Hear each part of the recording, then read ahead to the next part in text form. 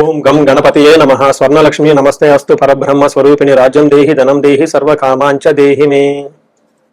ప్రతి ఒక్కళ్ళకి స్వర్ణలక్ష్మి అమ్మవారు బ్రహ్మ జ్ఞానాన్ని ఇవ్వాలని, తద్వారా ప్రతి ఒక్కళ్ళు ప్రతి నిమిషము చక్కగా నవ్వుతూ హ్యాపీగా ఉత్సాహంగా ఉండాలని, అలానే కొన్ని సందర్భంలో మనకు నచ్చినవి వస్తాయి, కొన్నిసార్లు కొంచెం లేటుగా రావచ్చు, అలానే మనకు నచ్చిన వాడు కొన్నిసార్లు మన దగ్గర ఉండవచ్చు, కొన్నిసార్లు దూరంగా ఉండవచ్చు. ప్రతి సందర్భంలో కూడా ప్రతి ఒక్కళ్ళు చక్కగా నవ్వుతూ హ్యాపీగా ఉండాలని, ఉత్సాహంగా ఉండాలని, అలానే మనస్తత్వం మనకి అమ్మవారు ఇవ్వాలని చెప్పేసి మనం కోరుకుందాం. అంతేకాకుండా అమ్మవారు మనకి ధనాన్ని ఇవ్వాలి, ఐశ్వర్యాన్ని ఇవ్వాలి, సర్వకామాంచ సిద్ధి, అనుకున్న ప్రతి కొరకు కూడా నెరవేరాలి. అట్లాంటి యొక్క అమ్మవారి యొక్క కృపా కటాక్షం మన మీద ఉండాలి, మనం ఎంతో ఉన్నతంగా ఎదగాలని చెప్పేసి మనం కోరుకుందాం. అంతేకాకుండా రాజ్యం దేహి, ప్రతి ఒక్కరికి ఒక అధికారము, పవరు, స్టేటస్, ఒక దర్జా, దర్పం, ఇవన్నీ కూడా ప్రతి ఒక్కరికి అమ్మవారికి మన అందరికి ఇవ్వాలని చెప్పేసి మనం కోరుకుంటూ మనం మే మంత్ యొక్క రాశి ఫలాలు చెప్పుకుంటున్నాం. మే మంత్ రాశి ఫలాలు ఈ మంత్ లో చాలా విశేషాలతో కూడుకొని ఉంది. ముందుగా ఒక 2 నిమిషాలు వాటి గురించి చర్చించుకొని తర్వాత 12 రాశుల గురించి మనం మాట్లాడుకుందాం. ఈ మాసం మనకి వెరీ ఇంట్రెస్టింగ్ గా పౌర్ణమితో స్టార్ట్ అయ్యి ఈ మాసం అంతా అంటే మే మంత్ అంతా పౌర్ణమితో స్టార్ట్ అయ్యి పౌర్ణమితో ఎండ్ అయిపోతుంది. మనం చూసుకుంటే ఇందులో వైశాఖ మాస పౌర్ణమితో స్టార్ట్ అయ్యి జ్యేష్ఠ మాస పౌర్ణమికి మనకి మే మంత్ అంతా ఎండ్ అయిపోతుందని గమనించుకోవాలి. ఇందులో 3 ముఖ్యమైన విశేషాలు ఉన్నాయండి. ఒకటి, ఈ మంత్ మనకి బిగినింగ్ లోనే బుద్ధ పూర్ణిమతో స్టార్ట్ అయిపోతుంది. దీన్ని గురు పూర్ణిమ అంటారు, బుద్ధ పూర్ణిమ అని అంటారు, వైశాఖ మాస పూర్ణిమ అంటారు. చాలా చాలా విశిష్టత కలిగిన పూర్ణిమ. పర్టికులర్ గా గురువుకు సంబంధించి, చంద్రుడికి సంబంధించి ఎవరైనా కనుక దోషాలుంటే ఆ రోజున మెడిటేషన్, ధ్యానం చేస్తే చాలా బాగుంటుంది. కొన్ని వైష్ణవ టెంపుల్లో విష్ణుమూర్తికి కళ్యాణ మహోత్సవం కూడా జరుపుతూ ఉంటారు, చాలా చోట్ల జాతరలన్నీ జరుపుతూ ఉంటారు. ఒక వెరీ ఇంట్రెస్టింగ్, చక్కగా బాగా ఎంజాయ్ చేయవలసిన పౌర్ణమి వైశాఖ మాస పౌర్ణమి. తర్వాత మనకి 12 తారీఖు హనుమత్ జయంతి ఉంది. ఇది చాలా చాలా ముఖ్యం. పర్టికులర్ గా ఏలినాటి శని ఎవరికైతే ఉంటుందో, తర్వాత కుజ దశ, కుజుడు అనుకూలంగా ఎవరైతే ఉన్నారో వీళ్ళు ఈ హనుమత్ జయంతిని చక్కగా జరుపుకోవాలని నేను కోరుకుంటున్నాను. ఆస్ట్రాలజికల్ గా అంటే జ్యోతిష శాస్త్రం ప్రకారం ఒక ముఖ్యమైన విషయం ఉందని అందరికీ బాగా తెలిసింది, కర్తరి అంటారు. అంటే సూర్యుడు కృతికా నక్షత్రంలో ప్రవేశించిన తర్వాత సూర్యుడి యొక్క తీవ్రత చాలా అధికంగా ఉంటుంది కాబట్టి ఈ 13 రోజులు 15 రోజులు కర్తరి అంటారు. ఈ రోజుల్లో ఎక్కువగా మంచి పనులు చేయకుండా నిషిద్ధం అని చెప్తూ ఉంటారు. అంటే ఈ మాసంలో 11వ తారీఖున కర్తెర స్టార్ట్ అవుతుంది, 28వ తారీఖు కర్తెర ఎండ్ అయిపోతుంది అనమాట. ఈ ఉన్న మధ్యలో 15-16 రోజులు మనం చూసుకుంటే కర్తరి అంటారు. ఈ కర్తెరలో జనరల్ గా బావులు తవ్వటాలు, తర్వాత వ్యవసాయానికి సంబంధించిన పనులు స్టార్ట్ చేయటాలు, వివాహాలకు సంబంధించి లేదా కొంచెం గృహ ప్రవేశాలు లాంటివి చేయకుండా ఉంటే మంచిది. అయితే ఈ కర్తెర ఆధ్యాత్మికానికి సంబంధించిన పనులు చేయడానికి చాలా చాలా యోగ్యతనిస్తూ ఉంటుంది. హోమాలు చేసుకోవచ్చు, విద్యారంభం చేసుకోవచ్చు, చాలా మంచి పనులు, ఆధ్యాత్మిక సంబంధించిన ఎలాంటి పనులైనా చక్కగా చేసుకోవచ్చు. అలానే ఇంటికి సంబంధించిన పనులు, పాత ఇంటికి సంబంధించిన పనులు అవన్నీ చక్కగా చేసుకోవచ్చు. ఆల్రెడీ అంతకుముందు వివాహానికి సంబంధించిన పనులు చేస్తుంటే ఈ టైంలో కూడా కంటిన్యూ చేసుకోవచ్చు. అయితే కొత్తగా మాత్రం కొన్ని విషయాలు మాత్రం చేయకూడదని చెప్తుంటారు. సో ఇందులో ఇంతే కాకుండా జ్యోతిష శాస్త్రం ప్రకారం 4 గ్రహాలు ఈ మాసంలో కూడా మారుతూ ఉన్నాయి. ఇది కూడా ఒక ముఖ్యమైన విషయం.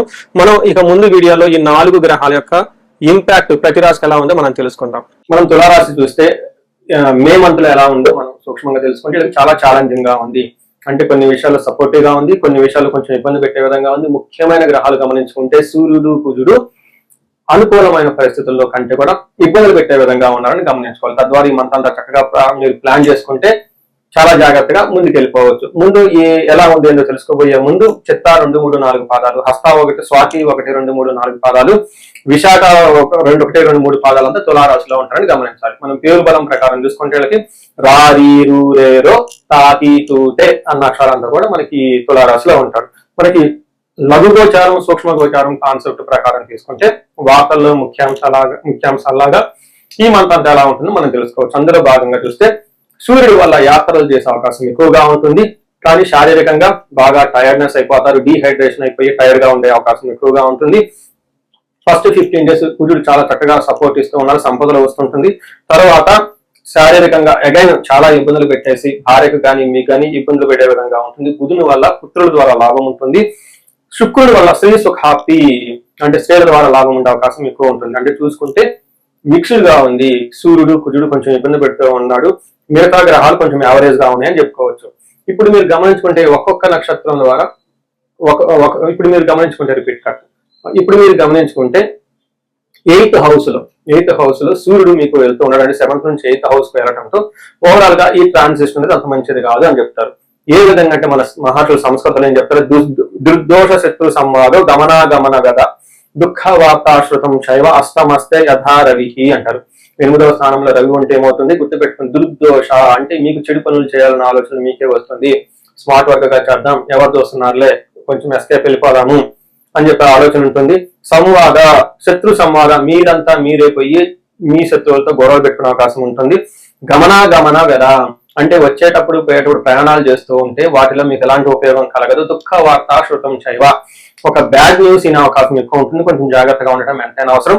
ఈ టైంలో ధనాన్ని కూడా కోల్పోయే అవకాశం ఉంటుంది. 7వ స్థానంలో అగైన్ కుజుడు ఉండటం తోటి ఇది కూడా అంత మంచి పొజిషన్ కాదు. అంటే సూర్యుడు ఏదైతే పనులు చేస్తూ ఉన్నాడో ఈ యొక్క సూర్యుడికి సపోర్ట్ గా కుజుడు కూడా చేయడంతో కొంచెం ఇబ్బందులు పడే పరిస్థితులు ఉంటుంది. జాగ్రత్తగా ఉండాలి.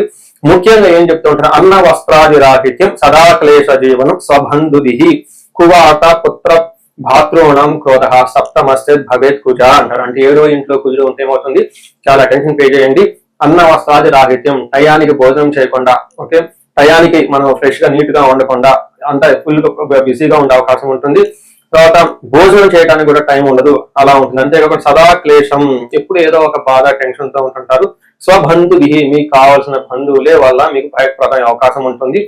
కువార్త ఇది రండి కొంచెం అటెన్షన్ గా. ఇది కువార్త అంటే చెడు వార్తలు ఈనే అవకాశం ఉంటుంది. ఇందాక కూడా మీరు రిపీట్ ఏంటంటే సూర్యుడు కూడా చెడు వార్తల వల్ల ఈనే అవకాశం ఉంటుంది.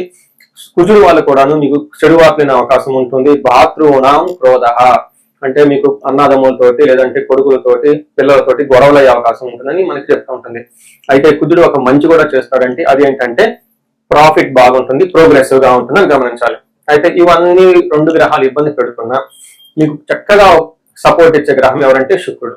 ఈ శుక్రుడు యొక్క సపోర్ట్ రావడంతో చాలా విధాలుగా బాగుంటుందని గమనించవచ్చు. ఏ విధంగా అంటే వస్త్రలాభం, మహా ఆరోగ్యం, గురు భక్తి, స్వధర్మకృత్, చిత్తశుద్ధి అభిష్టార్థ, నవమస్తే భవేత్ భృగో అంటారు. అంటే 9వ స్థానంలో శుక్రుడు ఉండటంతో మీకు మహాభాగ్య యోగం వస్తుంది. అంటే ఇందాక చెప్పుకున్న విధంగా ఎన్నో ప్రాబ్లమ్స్ ఉన్నా కానీ ఏదో ఒక లక్ ద్వారా మీ అన్ని చక్కగా దాటుకొని ముందుకు వెళ్ళిపోతారు. ఏ ప్రకారంగా వస్త్రలాభం ఉంటుంది, ఆరోగ్యం బాగుంటుంది, పెద్దవాళ్ళు చెప్పిన మాట వింటూ ఉంటారు, గురువులు ఎందుకు భక్తి ఉంటుంది, ధర్మబుద్ధిగా పనులు చేయాలనుకుంటూ ఉంటారు. అలానే చిత్తశుద్ధి మైండ్ ఇంట్యూషన్ చాలా స్ట్రాంగ్ గా చక్కగా ఉంటుందని చెప్పుకోవాలి. అయితే వీటితో పాటు లవ్ రొమాన్స్ సంబంధించిన వ్యవహారాల్లో కూడాను కొంచెం మీకు అనుకూలంగా ఉండే అవకాశం ఉంటుంది. అయితే బుధుడు మీకు అగైన్ మంచి లాభాన్ని చక్కగా పుత్రుల ద్వారా బంధువుల ద్వారా ఒక మంచి సపోర్ట్ అయితే తీసుకొస్తూ ఉన్నారు. సో చూసారు కదండి, కొన్నిసార్లు బాగా సపోర్టివ్ గా ఉంది, కొన్నిసార్లు కొంచెం అంత సపోర్టివ్ గా కూడా లేదు. మీకు అని గమనించుకొని ఎక్కడెక్కడ బాగుందో దాని మీద కాన్సన్ట్రేషన్ చేస్తూ ఎక్కడెక్కడ ప్రతికూలంగా ఉందో ఆ టైంలో మీరు కొంచెం టైం తీసుకొని కొంచెం పోస్ట్ పోన్ చేసుకోవటం, నిదానంగా ఆలోచించి డెసిషన్ తీసుకుంటే బాగుంటుందని తెలుసుకోవాలి. అయితే మనం నక్షత్రాల వారిగా కూడా మనం ఎప్పుడు ప్రతి మాసం చెప్పుకుంటూ ఉంటాం. ఈ రాశిలో 3 నక్షత్రాలు ఉంటాయి. అవి చిత్త, స్వాతి, విశాఖ 3 నక్షత్రాలు ఉంటాయి. ఈ నక్షత్రం బట్టి మనం చూసుకుంటే చిత్తా నక్షత్రం వాళ్ళకి పాజిటివ్ గా రాజ్య లాభము, వస్త్ర లాభము చూపిస్తుంది. అంటే మీకు ఖచ్చితంగా ప్రమోషన్ వచ్చే అవకాశం ఉంటుంది. షాపింగ్ చేసి చక్కగా మీకు కావాల్సిన ఐటమ్స్ కూడా కొనుక్కుంటూ ఉంటారు. అయితే ధనము దరిద్రము 2 చూపిస్తుంటుంది. అంటే హెల్త్ ఫైనాన్షియల్ గా ఇబ్బందులు పడుతూ ఉంటారు. స్వాతి నక్షత్రం వాళ్ళకి రాజ్య లాభము, వస్త్ర లాభము చక్కగా ఉందంటే ప్రమోషన్స్ వచ్చే అవకాశం ఉంటుంది, గిఫ్ట్ వచ్చే అవకాశం ఉంటుంది. అయితే ఎక్కడ వీళ్ళకి కూడాను దరిద్రము, ధనహీనత, టయానికి కావాల్సిన డబ్బులు లేకుండా ధనానికి ఇబ్బంది పడుతూ ఉంటారు. విశాఖ నక్షత్రం వాళ్ళకి ధనహీనత, దరిద్రము చూపిస్తూ ఉంటుంది. వీళ్ళకి రాజ్య లాభము కూడా చూపిస్తుంది. పదవి ప్రమోషన్, ఆ పదవి ప్రమాణం స్వీకారం లాగా చేసే అవకాశము, మంచి బట్టలు కొనే అవకాశం ఉంటుంది. వీటితో పాటు ఈ 3 నక్షత్రాలకి చిత్తా, స్వాతి, విశాఖ నక్షత్రం వాళ్ళకి గాయాలయ్యే అవకాశం ఉంటుంది. పర్టికులర్ విశాఖ నక్షత్రం వాళ్ళకి కార్యహాని, అనుకున్న పనుల్లో ఇబ్బందులు పడే అవకాశం ఉంటుంది. ఇవి కాకుండా మిగతా స్వాతి నక్షత్రం వాళ్ళకి కొంచెం మానసికంగా టెన్షన్లు అధికంగా ఉండే అవకాశం ఉంటుంది. సో చూసారు కదండి, ఏదున్నా కానీ చిన్న చిన్న అవంతరాలు కొంచెం ప్రాబ్లమ్ తో ఓల్ మంత్ అంతా సక్సెస్ఫుల్ గా ఉంటుందని మీరు గమనించుకోవాలి. ఈ రాశి వారికి ముఖ్యంగా ఎవరైతే ఏజ్ 35 నుంచి 45 మధ్యలో ఉన్నారో వాళ్ళకి ఒక రీసెర్చ్ గ్రూప్ లాగా స్టడీ చేస్తున్నాను నేను.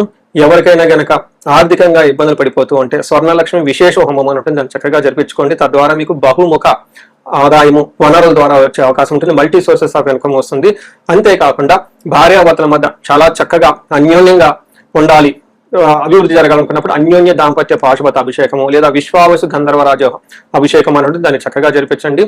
అంతేకాకుండా చాలా సార్లు మేము చండీ హోమాలు ఎక్కువ చూపిస్తూ ఉన్నాము. లాస్ట్ మంత్ చూసుకుంటే చాలా చండీ హోమాలు చేస్తాము. ప్రతి ఒక్కళ్ళు కూడా శత్రు బాధలు ఉన్నా, లేదంటే కోర్టు వ్యవహారాలు సరైన అటిడ్ కాకుండా మధ్యలో ఆగిపోతున్నా, మీరు ఆఫీసుల్లో ఒక మంచి మేనేజర్ లెవెల్ పొజిషన్ లో ఉండి సీనియర్ పొజిషన్ లో ఉన్న మీ మీద ప్రమోషన్ రాకుండా అడ్డుపడుతున్నా, వేరే వాళ్ళు మేము కావాలని ఇబ్బంది పెడుతున్నా కానీ ఇలాంటి వాళ్ళు చండీ హోమం చేయించుకున్నా, అలానే రాహు దశ ఎవరికైతే నడుస్తుందో వాళ్ళంతా రాహు అంతర్దశలో వాళ్ళు ఉన్నారో చండీ హోమం చేయించుకుంటే చాలా బాగుంటుంది. అంతేకాకుండా ఇది పిల్లలకి అకాడమిక్ టైం కాబట్టి మనకి విద్య బాగా రావడానికి మనకి 3 రకాల దేవతలను ఉపాసన చేస్తూ ఉంటారు జనరల్ గా. హయగ్రీవ స్వామి, మేధా దక్షిణామూర్తి, నీలా సరస్వతి. మీ యొక్క ఇండివిజువల్ యొక్క జాతకం చూపించుకొని ఒక్కసారి మీ యొక్క జాతకానికి అనుగుణంగా ఏ దేవతలకు సంబంధించిన ఉపాసన చేస్తే బాగుంటుంది, ఆరాధిస్తే బాగుంటుందో తెలుసుకొని తద్వారా ఆ యొక్క దేవతలకు పర్టికులర్ మేధా దక్షిణామూర్తికి మూలమంత్ర జపము, హోమము, దానాలు ఇవన్నీ చేసుకుంటూ ఉంటే అకాడమిక్స్ లో పెర్ఫార్మెన్స్ వచ్చే అవకాశం ఎక్కువ ఉంటుంది. ఇవి కాకుండా మీకు ఎలాంటి సమస్య ఉన్న, కాలసర్ప దోషం ఉన్న, పర్టికులర్ గా వివాహానికి ఇది మ్యారేజెస్ టైం కాబట్టి మీకు 28 సంవత్సరాలు 27 వచ్చి ఇంకా వివాహం కాకపోవట్లేదంటే ఖచ్చితంగా ఏదో ఒక దోషం ఉంటుంది. అవన్నీ చూపించుకుంటుంటే చూపించుకొని పరిహారాలు చూపించుకుంటే తీవ్రతను బట్టి చక్కగా పెళ్ళే అవకాశం ఎక్కువ ఉంటుంది. ఇవి కాకుండా మీ లైఫ్ అప్పటిదాకా 35 ఇయర్స్ వరకు చాలా బాగుంది, మాకు 35-45 మధ్యలో ఉండి అనుకోని విధంగా మేము మధ్యలో కెరీర్ లో ఆగిపోయాము, స్టాగ్నేషన్ పీరియడ్ వచ్చింది, కన్ఫ్యూజన్ వచ్చింది, ఎటెల్లలో అర్థం కావట్లేదు అనుకున్న వాళ్ళు ఒక్కసారి జాతక చక్రం చూపించుకొని ఎందుకు ఇది వచ్చింది, దానికి ఏమైనా శాపాలు ఉన్నాయా లేదంటే ఏమన్నా గ్రహ దోషాలు ఉన్నాయో తెలుసుకొని ఆ శాపాలు ఆ గ్రహ దోషాలు తీసేసుకుంటే లైఫ్ 10 ఖచ్చితంగా ముందుకెళ్తూ ఉంది. ఇంకా ఒకటి, ఎవరికైతే ఏలినాడు శని, అర్ధాశ్రం శని, తర్వాత అష్టమ శని నడుస్తూ ఉందో వాళ్ళందరూ కూడాను చక్కగా సంపూర్ణ శాంతి పూజలు చేయించుకోవాలని చెప్పేసి, మీకు ఎలాంటి సమస్య ఉన్నా కానీ దానికి చక్కటి పరిష్కారం ఉంది, ఎలాంటి కన్ఫ్యూజన్ ఉన్నా దాని పరిష్కారం మీ జాతకంలోనే ఉంది. చక్కగా పరిష్కారాలు చేసుకొని మీరు జీవితంలో 10 ముందుకు ఎలా ఎదగాలని, మీకు అష్టైశ్వర్యాలు కలగాలి, భోగభాగ్యం కలగాలి, చక్కగా సమాజంలో ఉన్నతంగా ఉండాలని చెప్పేసి నేను కోరుకుంటున్నాను. నమస్తే.